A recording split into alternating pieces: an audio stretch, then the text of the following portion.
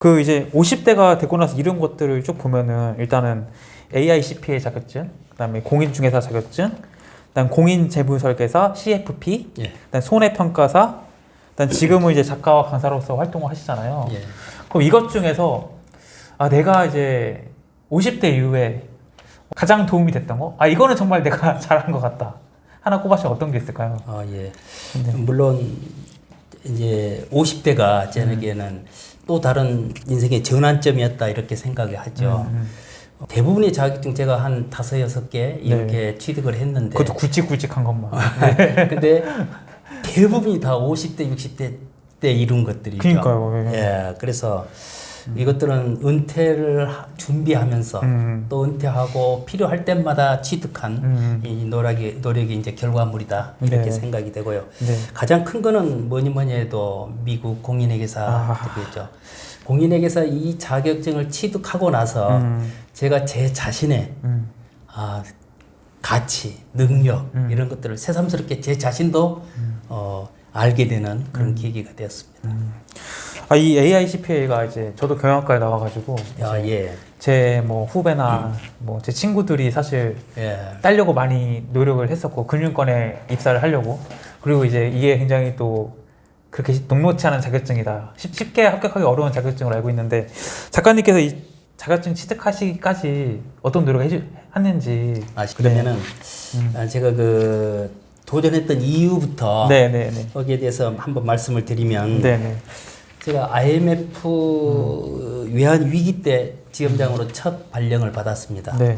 그래서 제가 그때까지는 계속 본부에만 근무를 해서 영업에 대해서는 전혀 문외한이었거든요. 네.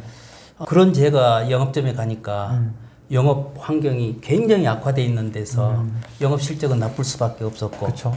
그래서 그때 당시에 영업 실적이 나쁘면 거의 40%에서 50%의 지점장들이 네. 다 은퇴를 했습니다. 오. 저희 은행뿐만 아니라 거의 모든 은행이 다 그랬을 것입니다.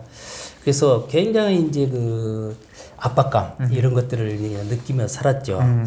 그래서 나에게도 곧 명예퇴직이 공고가 오겠구나 이렇게 생각을 하고 국내에서는 더 이상 잡을 구할 수가 없죠. 그렇죠. 그래서 미국에서 새로운 삶을 계획해야 되겠다. 그리고는 그 방안의 하나로 AICPA를 이제 공부하게 됐죠. 그래서 낮에는 지점장 생활을 하면서 네. 밤에는 인근에 있는 그 고시원에 들어가서 하루에 한 7시간, 8시간씩 이렇게 공부를 했습니다. 네. 그러니까 하루 7시간, 8시간 업무하면서 한다라고 하는 건 정말 그쵸. 제가 지금 다시 하라 그래도 어려울 것 같아요. 않죠. 그래서 보통 7시에 퇴근을 해서 그래서 집에 퇴근을 안 했습니다. 인근의 고시원에 들어가서 새벽 2시까지 공부를 하고 또 새벽 4시간 자고 6시부터 8시까지 이렇게 한 8시간 이렇게 공부를 했습니다.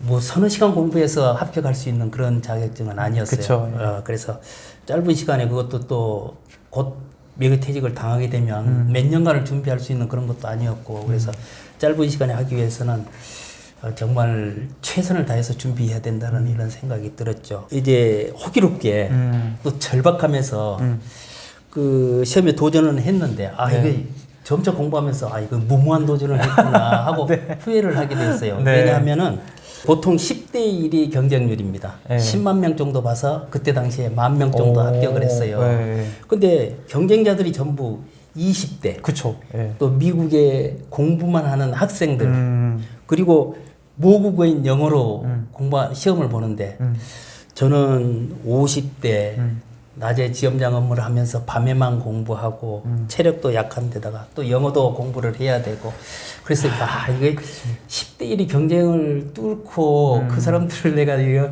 경쟁에서 이길 수 있을까? 그치. 굉장히 의욕적으로 시작을 했는데 네. 갈등을 많이 했어요. 네.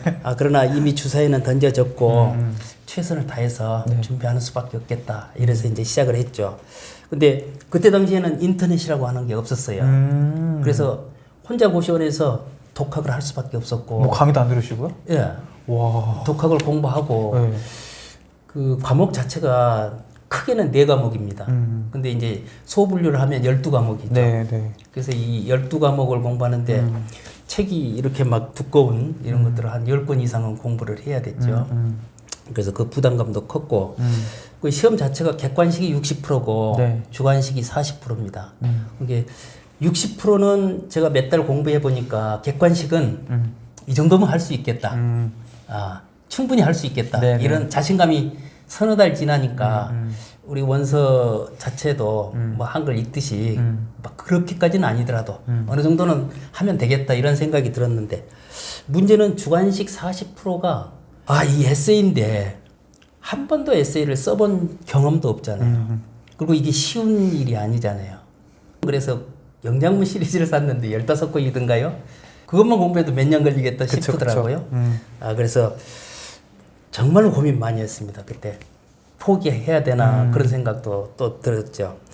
그래서 제 나름의 무식한 방법을 썼죠. 그래서 맨투맨이라고 하는 중고등학교 영어 참고서가 있어요. 2권짜리인데 거기에서 독해력만 나오는 그 문장을 전부 다 오려가지고 노트를 만들었어요.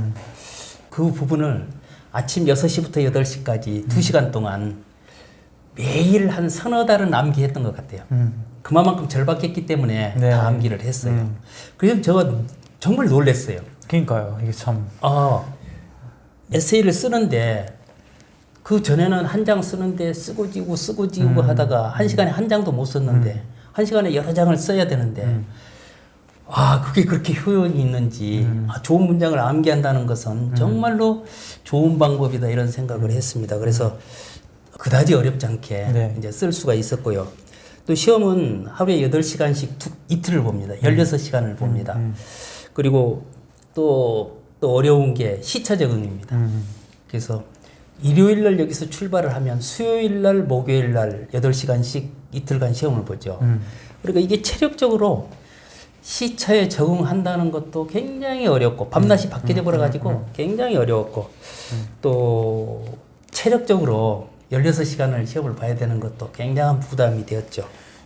그래서 제일 처음에 한 6개월 공부하고 시험을 봤는데 한 40점대? 뭐 크게 시험은 기대를 안 했지만 점수는 그래도 시험이 출제 경향이나 이런 것들을 알아야겠다 했는데 굉장히 많이 도움이 됐습니다. 그리고는 2번을 더 본 다음에 네. 이제 합격을 했죠. 그런데 마지막 시험에서는 83.89점을 맞았어요. 와. 그래서 네. 저도 그렇게까지 좋은 점수가 나오리라고 생각 안 했는데 또 이 에세이도 충분히 한 시간에 몇 장씩 쓸 수 있었어요. 그래서 굉장히 제 자신이 얼마나 뿌듯했는지 이제 모르겠고요. 그리고 또 그 일들이 매일경제신문이나 헤럴드 이런 데서 미디어에서 또 인터뷰 요청이 와서 그런 것들을 하기도 했고요. 네. 새가 얼마만큼 높은 날 수 있는지는 제 자신도 몰라요. 그러나 막상 날아보면 어느 정도는 다 본인에게 그러한 능력은 있다라고 하는 것이 제가 확신합니다.